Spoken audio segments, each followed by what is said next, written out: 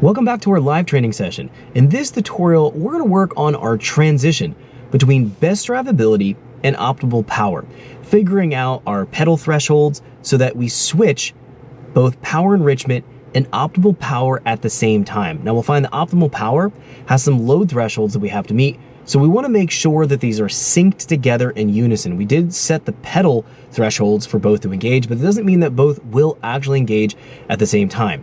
Now we also were altering our speed density tables in the last tutorial. That will alter the air load value or engine load. That's going to be the lookup into the VCT schedule for the optimal power where it transitions through some things. So we want to make sure that everything is lined up to make sense so that it does transition over where we can expect, and we'll have predictable power as we come on the throttle. So that's one thing we're going to take a look at. The next thing we're going to take a look at, or the first thing I should say we're actually going to take a look at here, is going to be O2 transport delay tuning. Now, we saw that I was able to dial everything in using low and high slope without touching the MAF table, and we might find as we get into higher RPM boost that we might have to tweak and adjust some things there.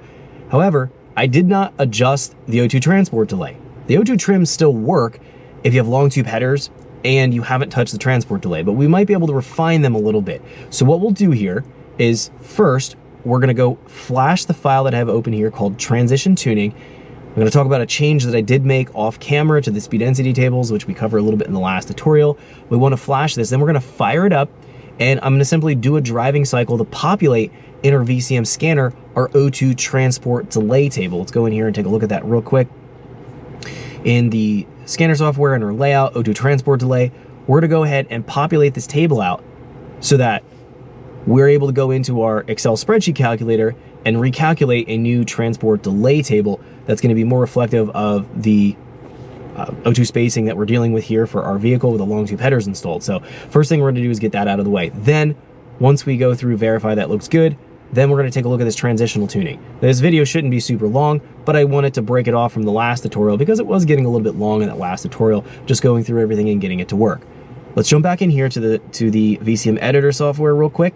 And I want to just briefly talk about the speed density change I made from our last tutorial. Now, we pretty much eliminated all IPC wheel to work errors. There was still a small area left in map point 16 and 17. If you actually go into a VCM scanner, you can go in here to log file, open log file, and it's going to be in our cruise driving 3. We can actually see here real quick. Let's jump to our chart versus time. We were seeing that we were getting a little bit of IPC errors right here. That was specifically associated in our third chart versus time here. We can actually see what's going on here. We actually could find that we were operating when we were generating the errors between 15 and 16. Or I'm sorry, 16 and 17 right here. So it shows us what was happening there. So those are the two tables that I went after for editing. Off camera, I just went in to the calculator to map point 16 and 17, and I bumped up that transitional area between 68 and 110 kPa on the calculated map. I bumped those up another 10%. That should completely eliminate what we're finding, this very small IPC error here, which is still acceptable, but it should completely eliminate that, so it's no longer gonna generate any IPC errors.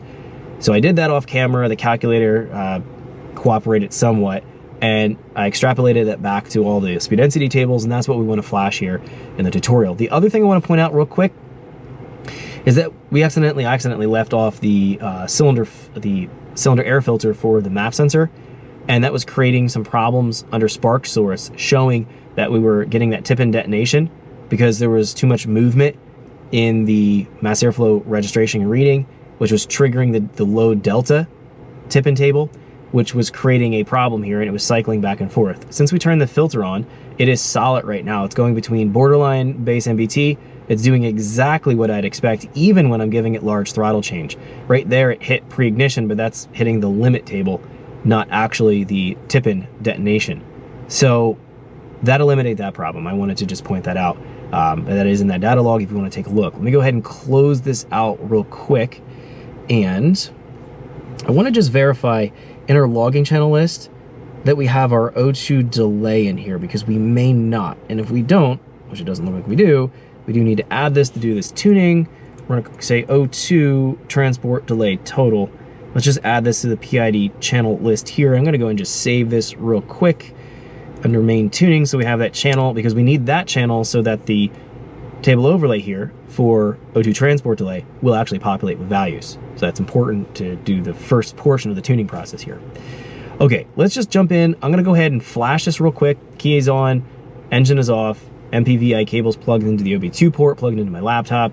We're gonna click right here and we're gonna write the changes. As soon as it's completed the flashing process, we'll fire up the engine. I'm gonna log and make sure that the O2 transport delay is actually populating. We'll build that out. We'll use the calculator. We'll calculate a new O2 transport delay, make sure that it looks good. And then we're gonna move into doing this transitional tuning. Again, this shouldn't be a long tutorial, but very specific things we wanna take a look at. All right, I'll be back here as soon as it completes the flashing. Okay, so the flash has been completed. Let me go ahead, key cycle it real quick here. And let's click OK, let's click close, let's jump into the scanner. And I wanna pop into the background real quick for the O2 transport delay table overlay here. Let's go to the graph layouts, O2 transport delay, that's gonna be the table that we have open right here. And I wanna verify that the engine speed and air load is the same. I haven't checked this yet to what's in the calibration file here. So let's just verify that that is identical. Engine, let's go over here, fuel. Let's go here to open loop oxygen sensors, there we go. Transport delay, let's go look at here.